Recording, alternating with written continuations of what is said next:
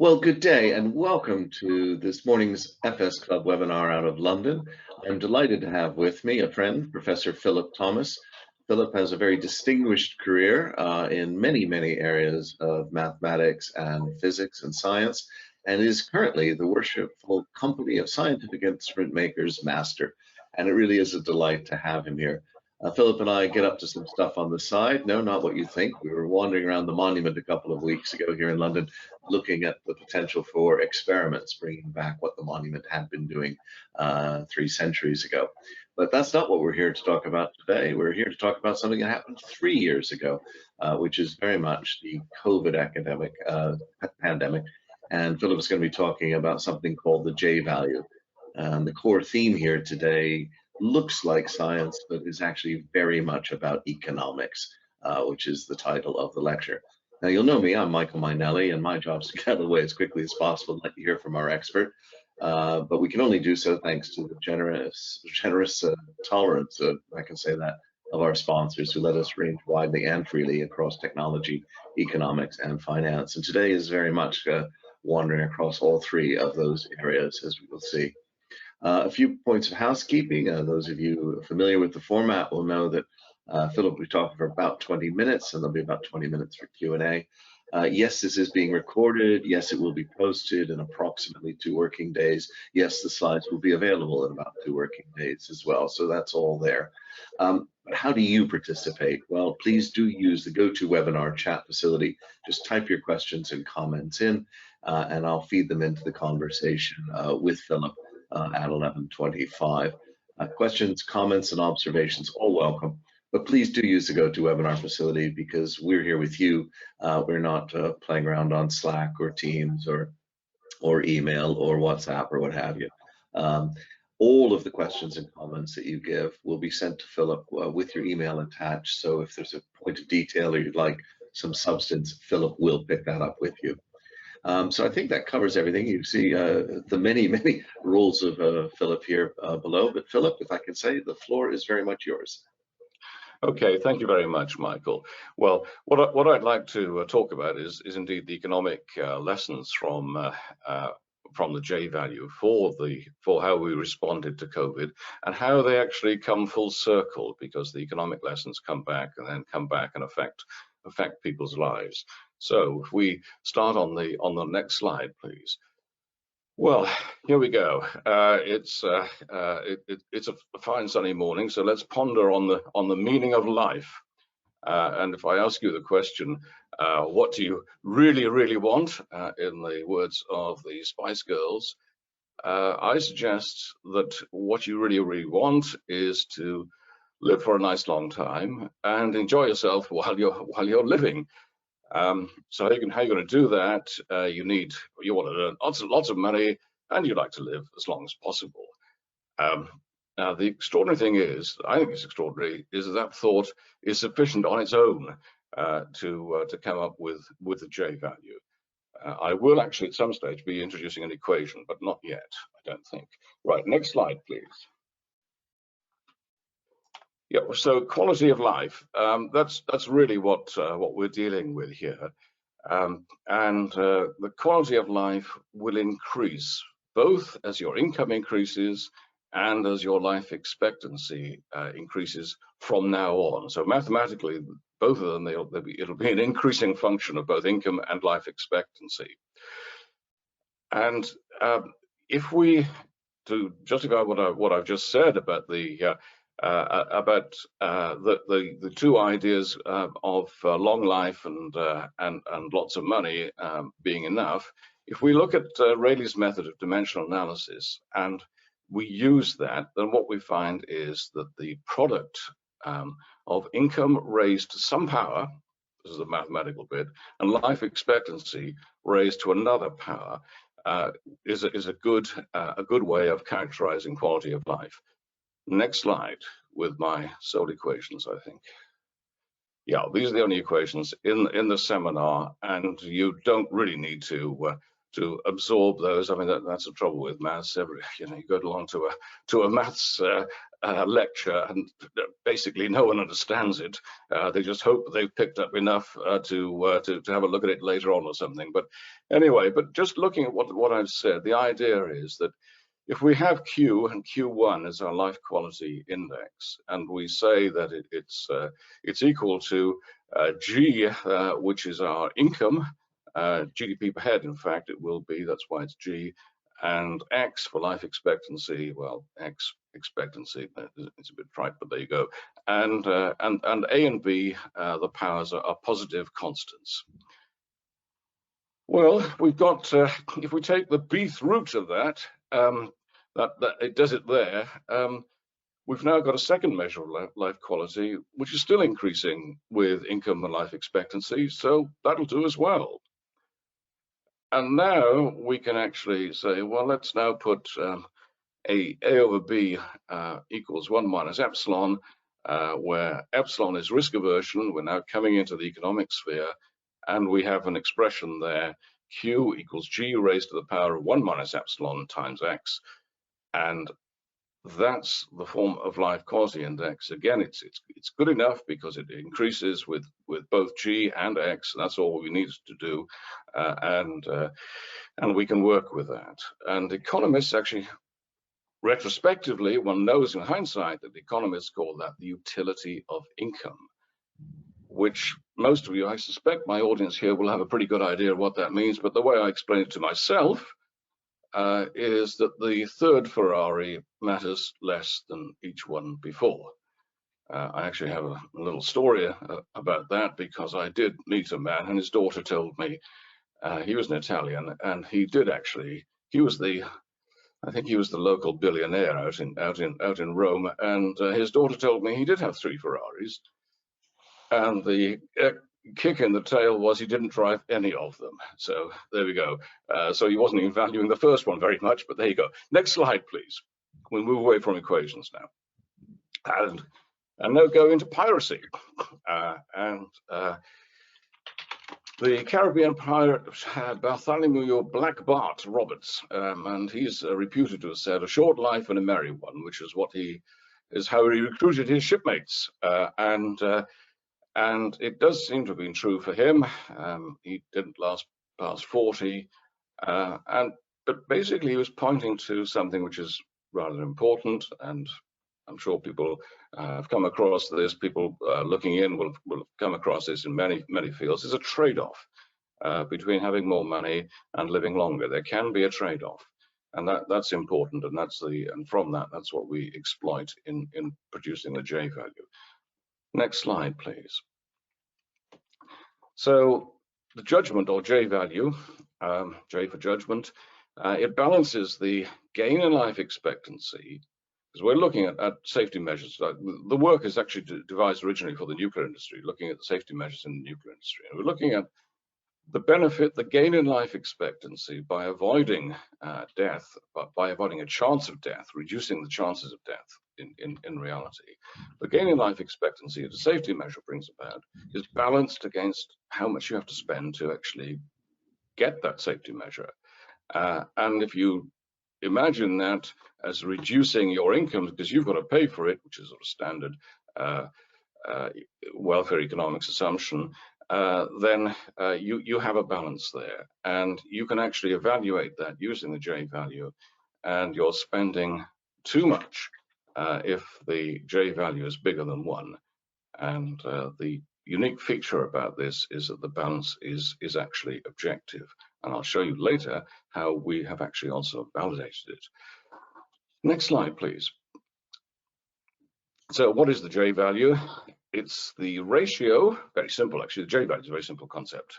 Some of the actuarial mathematics that you need to go into in order to find out that change of life expectancy is not so simple, but the J value is very simple. It's just that you take what you're spending or you intend to spend on the safety system, and you divide that by the maximum that you ought to spend according to J equals 1. So J equals 1 is fully acceptable before reducing your life quality. That's the thing. But if you actually spend too much on the system, you live a long time, but you're a pretty miserable time, basically, is what it's saying.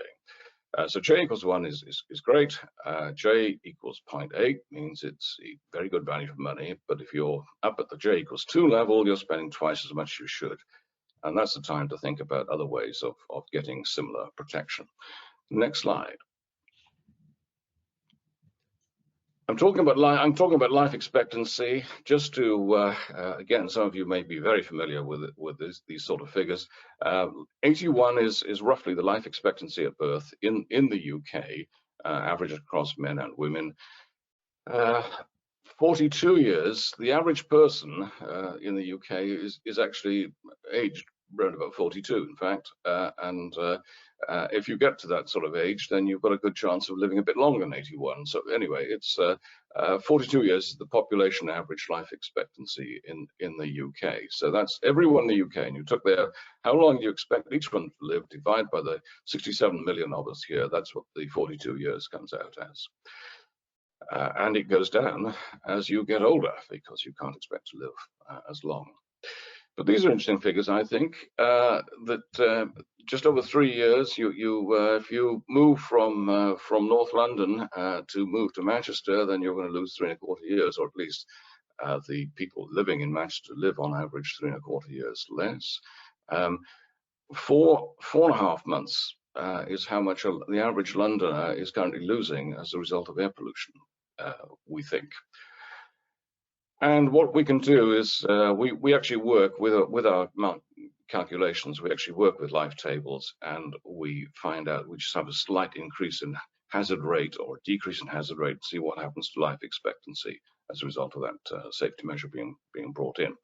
Okay, now let's next slide.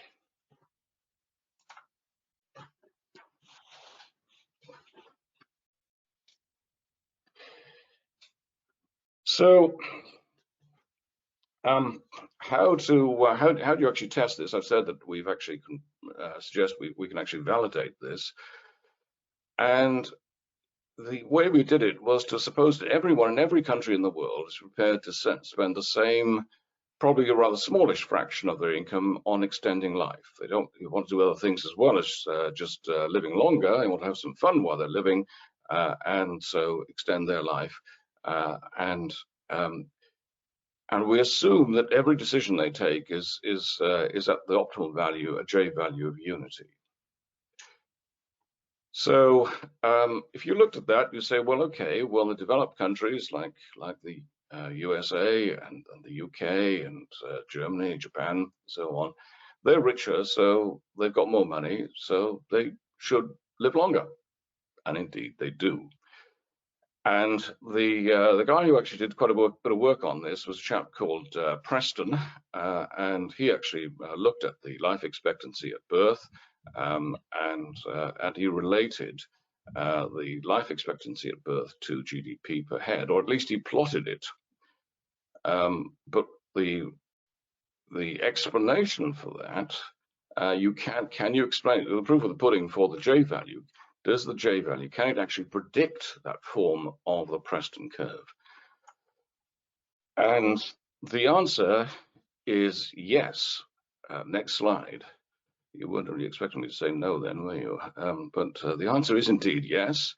And here we have data plotted on a log scale of life expectancy, the average life expectancy. Preston actually worked with the life expectancy at birth. We work with the average life expectancy. This is the 41 figure rather than the 82 figure.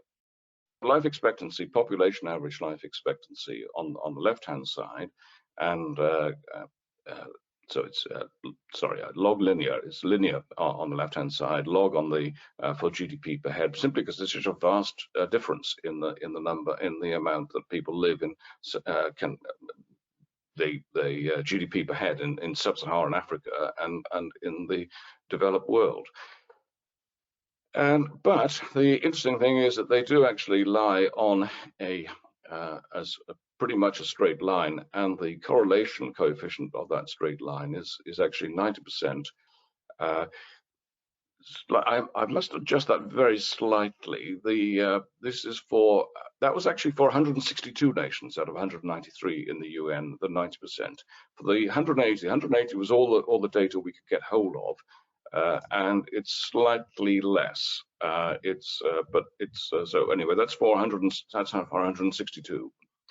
There's more to be discovered there. We haven't had time, basically, to go into exactly why people have variations. Some of the lower ones there, but we've looked at some of them, and they've recently become rich. GDP per head has risen because of recent oil wealth and this sort of stuff. So, but there's more to be done on that. I have to say, but it does show that. Scientifically, one would expect the J value would predict that citizens in richer countries are going to live longer, and the countries are poorer. They will have less. They will have less life expectancy. And we actually derived that curve in 2017, and we call it at a whimsy the Bristol curve. It was actually like Preston, but we were based in Bristol University, and that was why we call it Bristol.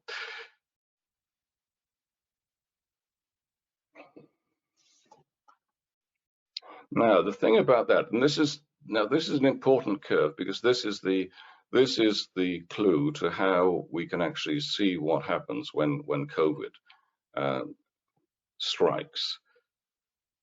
Because if you lock down for a long time, then obviously, and now recorded, but obviously in advance, one knew that GDP per head was going to fall. And from this, from this curve, you can already make an estimate of the loss of life expectancy that any particular fall in GDP per head will bring. And so I used this when I actually published my first result on COVID. So I'm now going to set you a test question, which is when did my work on COVID first appear? That's great. And so we've got the poll up there, folks. So when did Philip and the team publish their results? Just as COVID lockdown was hitting on the 24th of March 2020, a year into it, or 2 years later? And we have a very opinionated audience, Philip, so over half of them have voted. We'll leave it up for just a few more seconds until most folks win.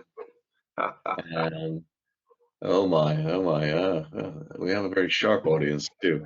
Right, well, we're just going to close that poll and present the results. And as you can see, the majority of the audience think you published it pretty darn sharpish. So back to you. Congratulations. Next slide. And yeah, next slide, please. Yeah. Okay. Right. So we have a look at this. We will. Sorry, I will give you the result just after this slide. But I will just say a little bit more about. In fact, let's go on to the next slide and then come back. Let's go on to that and just give you an answer. So there you are. It is a strange place to publish. It was actually published in the Times. Most scientific papers, not that it was coincident. It was also submitted to a scientific journal, which published it pretty rapidly as well. But the 24th of March, 2020 was when the Times covered our work. So yeah, going back to the previous slide, just to explain this a bit more about lockdowns and the effect they have. You have to reduce GDP per head when you have a hard lockdown. And so what this work shows, J value shows, you have to reduce life expectancy. You're certain to do so, and this Bristol curve tells us by how much. So the work actually looked at the way I did it wasn't that. I actually Kermack and McKendrick, two brilliant Scottish mathematicians, they produced their model in 1927. I actually modified my own model of a nuclear reactor, left out the delayed neutrons, and then the equations were identical. And I didn't know about Kermack and McKendrick at that stage.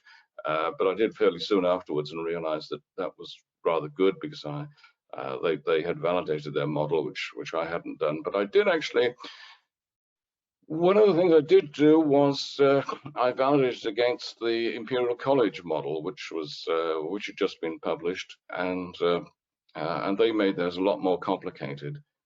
You don't need to. Their result, I think, was 510,000 deaths. My result was 509,000 deaths. That was just based on the Kerr-McKendrick model. So I used that to have a look at various scenarios, and looked at the amount of life expectancy that were gained by the most effective measure, and that would be indeed a long lockdown, followed by immediate and miraculous, in a sense, because it would all happen immediately, vaccination, which would be effective enough to stamp COVID out. So it would use, that's what the model was saying. But even then, which would then avert this very large number of deaths, the greater, you'd actually get more life expectancy than greater fall in life expectancy. You'd do more harm than good if you had a prolonged fall in GDP that was actually 6.4%, and that was which is sort of roughly the 2007-9 economic crash. So if we did worse than that, any measure that did worse than that, that was what was actually published in the Times. Any measure that was going to cause more harm than that, more loss of GDP per head than that, then we were onto a loser, and we were going to actually harm people rather than save them as a whole. Next slide. So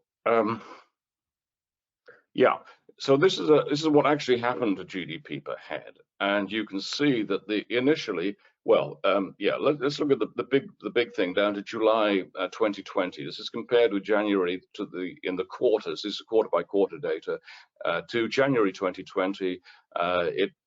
It was going down already before lockdown, so we were acting quite like Sweden at that point.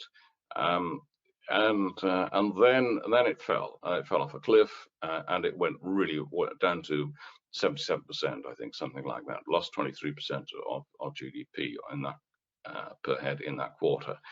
Then it started recovering. We came out of lockdown, but then we had a series of lockdowns, and it kept us down there.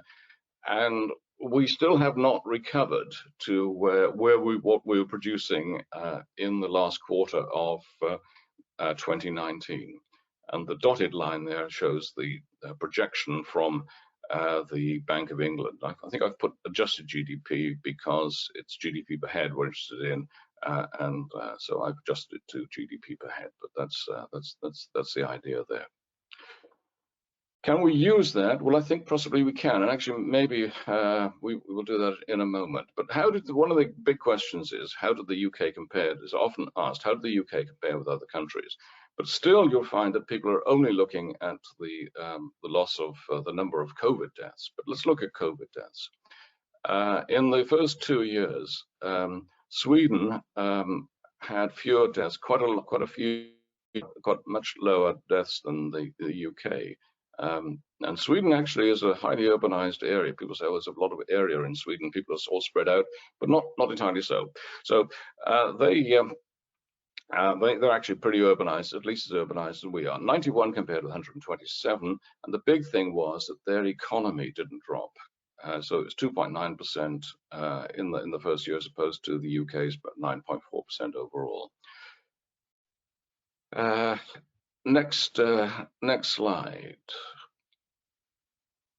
So we can actually use the figures to get an idea of what happened in the financial crash as a guide. That's quite interesting to see. Some of you will be aware of this, but the financial crash actually did cause life expectancy in the UK to actually flatline.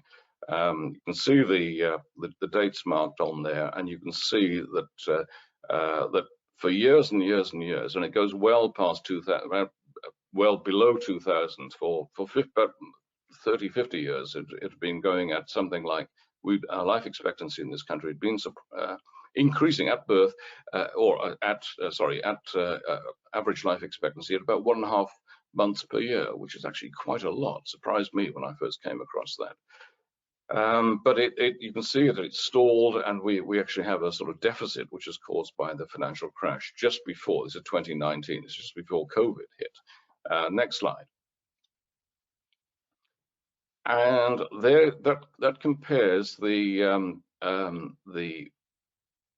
COVID output loss compared with the financial recession. Now those scales have been adjusted, so it's years from the start, sort of thing, and that shows that. And what you can do is you can get an idea that the integrated output loss is predicted to be about 3/4 of the 2008 financial recession. From that, you can work through to actually work out life expectancy loss from that. If you take it pro rata to the financial recession of 2008, that means that on average we're going to lose or will not gain 5 months in life expectancy. 67 million of us, so putting that together, multiplying those two together, means there's 30 million life years have been lost due to COVID's economic recession. That's the likely figure, which is going to put us well in deficit. So if we move on to the next slide, okay, well, that's a rather busy slide, but how much life was actually saved? Well, we are losing 30 million life years equals 720,000 average lives of 42 years, so if the countermeasures, well, maybe if we assume the Imperial College figure of 510,000 deaths, we actually had 227,000 deaths. To June 2023 from COVID. Take one from the other, and you can find it in life years, because the average life, most of these victims, incidentally, were the average age was 81, 82. Their life expectancy was at best about 7.5 years. So how much would have been saved? Well, it's about equivalent to about 50,000 average lives. We're losing 720,000, so the net cost to the nation is 670,000 average lives. It's a huge damage to the nation in life expectancy terms, and which come from the economics. Next slide. So the conclusions from that is we're going to see these effects are going to see they're going to be with us for a long time. We're going to see the UK's life expectancy continuing to flatline or falling, and the countries, some countries did much better in a combination of fewer deaths. Switzerland did about as well as Sweden. Even the USA, which came in for very fierce criticism on the news media, I suspect that in the end, the USA, because it did not have such a big fall in its GDP, it will have saved life by its policy. The UK did not; it did badly, so I think we ought to be learning from the Swedish experience. I think that may be my last slide. Let me just check. Yeah, that's it. Thank you very much. That is definitely it. Well, a few things then, Philip. A couple of quick questions. Hugh Purser is asking, is there a negative correlation between life expectancy and your risk aversion factor that you gave earlier? Well, the risk aversion, what we actually we actually have we derive that, and the figure we come to for developed countries is 0.91, and that's an average figure. So that's what we do. We actually use an average figure rather than looking from one person to another. Okay. It's also curious here. Does the J value apply in the same way both to individuals and to nations? Well, it might. People can obviously. There's nothing to stop anyone actually working out their own J value for an activity. but we actually use it for groups of people is what we tend to use it for. Okay. We got a couple of sort of more general comments here from Trevor Hilder in Charles, Vermont. Trevor is asking, if your analysis is so in terms of the J value, how come there are so many miserable wealthy people? And Charles is equally curious about what about happiness? Isn't that also a factor? And I might add into this, and I can see some of the simplification, but a lot of people would also ask about, quality adjusted life years. So it's not just the money, but it's the quality of life.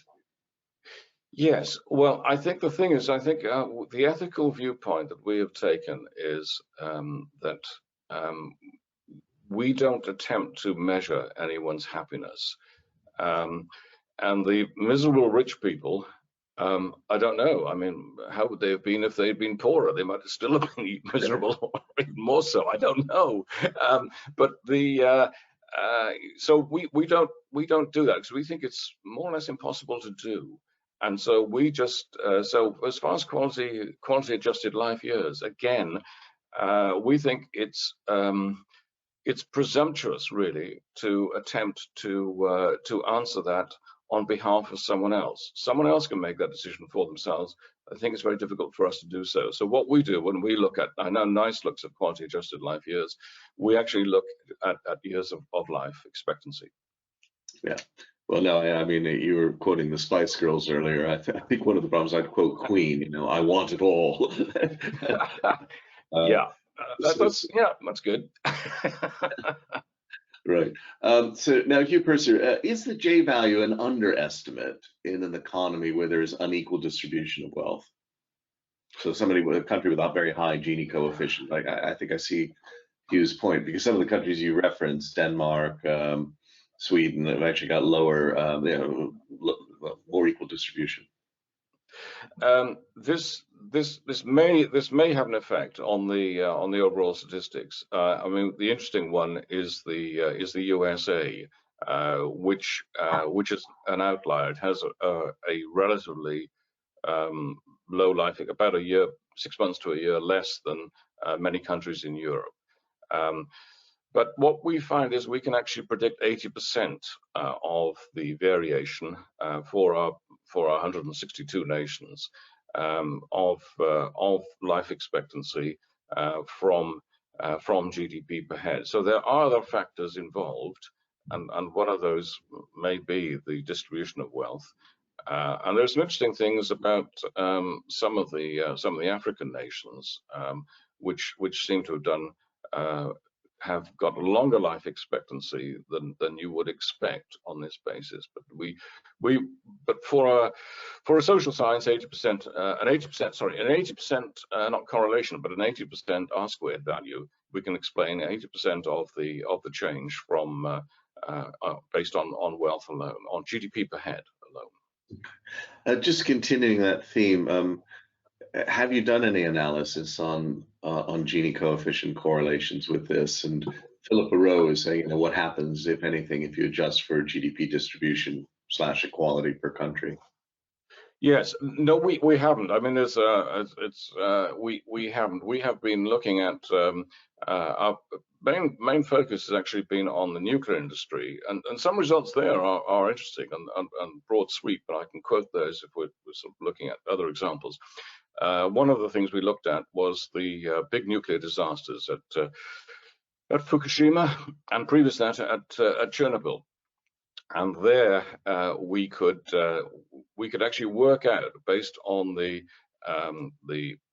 coefficients of harm that you get from radiation, which the International Committee on Radiological Protection puts out, and actually make an estimate of how much life expectancy was lost, and was it worth moving away. And in both cases, we found that the response was exaggerated. And in the case of Fukushima, in the end, 160,000 people moved away. 111,000 were instructed to do so by the Japanese government, and another 50,000 they decided that they ought to go as well. 80,000 people were still away from their homes after 5 years. Now, We looked at this. Yeah, okay. go ahead. Yeah, Yeah. we've got quite a few questions actually. So Oh, I right. just Sorry. Well, I'll just cut to the chase on that.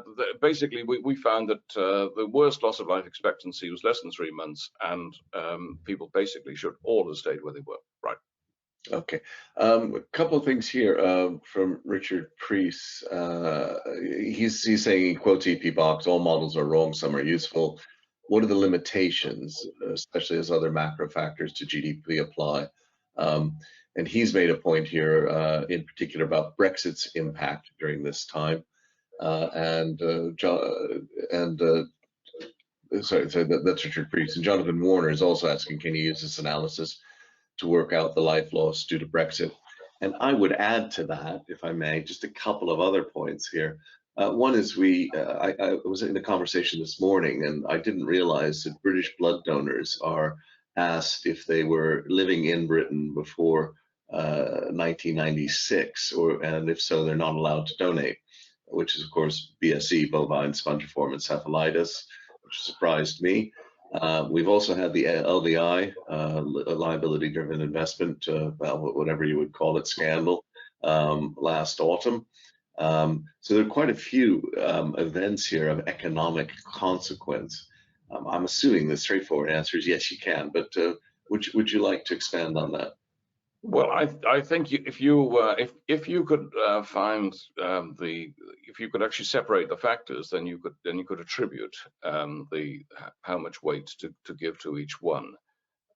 You mentioned LIBOR, and I have actually written on that as well. There are some interesting things there, because there were some obvious things that were done wrong mathematically with LIBOR in principle. The amount of censoring which was there, which led to the sort of behavior that happened, that was really not justified mathematically. And BSE as well. That's another one that with my risk management hat that I have examined as well, and it was possible to predict the number of deaths there very early on, that it would be. My first estimate, again very early on in March, April 1996, was 130. It's turned out to be 180. You could do things like that quite simply, actually. Yeah, Ekundayo Ajayobe points out that the perils of long COVID and the impact on GDP regarding the cost of looking after long COVID cases. So an open question, Sweden had a lower mortality rate, but do they have substantially more cases of long COVID? Funnily enough, Ekundayo, on Thursday, I was out at Oxford University looking at the evidence for the biomarkers of long COVID as well, which are starting to become fairly clear and apparent. So it's a real thing. It's now an identifiable condition. And yeah, we do have a lot of both diminished capacity, but also more care requirements there. Any thoughts on that, Philip? I think that's really Michael. That's beyond my competence. It's the medical world for that. I think. I mean, I don't doubt that there is. It's a sort of. Yeah. I think it's a sort of post-viral syndrome of some sort, and I don't doubt it exists. Yeah, we've got a couple of comments here from Richard Priest and Jonathan Warner. I'll combine. One is, don't we risk falling for the McNamara fallacy? The first step is to measure what can never be measured. The second step is to disregard that which can't be easily measured. The third is to presume that what can't be measured doesn't matter. And the fourth is to say that what can't be easily measured really doesn't exist. So well pointed out, Richard. Jonathan sort of continues, therefore, in this vein, is income the best measure, given that presumably access to resources will be more important? For example, does life expectancy correlate better with HDI than with income? The Human Development Index, sorry. The Human Development Index is actually a similar index to the Quality Index, and so there would be a correlation there. I don't think it's as good because it's more specific and less general. And when I say more specific, what it actually does, it actually looks at what people do and gives marks, in a sense, to them doing things that the assessors possibly thought they should be doing. So if you just keep it to GDP per head, you've got something which is more general. Now, there's some interesting implications here. For me, I was looking at your numbers. I then went and had a look at China, and China never really had a falling GDP at any point in this, despite intense lockdowns. Any comment on that comparison? I don't know how well their GDP is measured, Michael. I don't Fair know. And then Trevor Hilder makes a semi-political point here. Surely the fall in life expectancy after 2010 was caused by austerity policy. I'll leave that, but I just point it. And I'd like to move on to some practical stuff. Clive Bullen asked a very sensible question. Well, we were on all these webinars, that's great, but what do we take away? Do you have any top practical tips for improving life expectancy from any of this? Steps per day, diversity of food eaten, anything that you've come across? Well, beyond saying that I personally do try to go out jogging, go to the gym, I think that is that again, I'm afraid is beyond my competence. Fair enough, fair enough. And have you had any time to look at, you're focusing here on national averages. Can you say anything about particular groups within a nation, such as working people versus retired, or ethnic groups, or anything? This is from James Fleck. Well, we haven't done the research. We haven't done the research on that. It is clear from the and I sort of pointed these differences in life expectancy from one part of the world to another. That different people, possibly having different cultural norms, have different life expectancies within a nation. They're not as marked as they are from nation to nation, or from a rich nation to a poor nation, but they are certainly there. People have been investigating that, and they have got theories about that, but that is not something we have done. Now we've coming kind of the end of time, but we've got an inquiry now on COVID, and what I'm taking from this one, I really like the J-value approach. It converts a lot of complexity into some simple numbers, and taking completely into some of the comments on the other side of oversimplification. But I like to see both. I like to see a lot of data, and I like to see a variety of simplifying metrics, and this provides one of them. We've got an inquiry going on, and are you making contributions to that? Is this an approach that the inquiry should be using, at least in part? I have to confess, Michael, I haven't. I think what I've seen so far suggests that it's well, I don't know. I think they're not actually at the stage where they'd be looking at the sort of evidence that I have, but I have not. What I have done is I have publicised these sort of views and figures via a whole series of articles. But 15 articles appeared in the Spectator, but no one has asked me to contribute to the inquiry. I haven't done so unilaterally yet. Okay. Well, this has been absolutely fascinating, and I really appreciate it. Very, very cogently presented, very backed up, very interesting, and I can tell from the audience, and even when I've been sitting here, there are a lot of lines of thinking. And if you had an infinite budget, there are clearly a lot of other areas that you could explore, which I think is wonderful. So love to see more as this develops. Second thing to the audience, this is an approach that we might be using or playing with in a number of other areas. Philip touched on air pollution, but we do have a webinar coming up late in the year on, believe it or not, the severity of air pollution, and it's going to be looking at lung cancer in never smokers, people who've never touched a cigarette, where we're beginning to see that. And I think this type of approach gets us into some ability, at least, to measure things off. And I would assume that the many insurers in the audience today are also looking at this usefully. But I must close, I'm afraid, so I come to 3 rounds of thanks. First, to our sponsors, whom you see before you. Really, really kind of it. I think many of you will be interested in what Philip was chatting about. Secondly, to you, the audience, and you can see here in the next slide the forthcoming events that we have. As ever, please do go to the website. I won't read them out. to you. But next Monday, we are going to have something which is really interesting, this false narrative that offshore finance is responsible for widening inequality. I think you'll come and make up your own mind. I think it will be exciting, a little bit more political next week. Anyway, the most important round of thanks, so absolutely has to go to you, Philip. Thank you so much for sharing this, which was great. I'm afraid there are many things about the online technology that do provide some interesting advantages, but one, unfortunately, is the lack of applause. So we have our Korean karmic clapper here. I'm afraid it will have to substitute as the audience's applause, but I can see so many of the comments show that you really engaged us today, and we appreciate it. Thank you very much.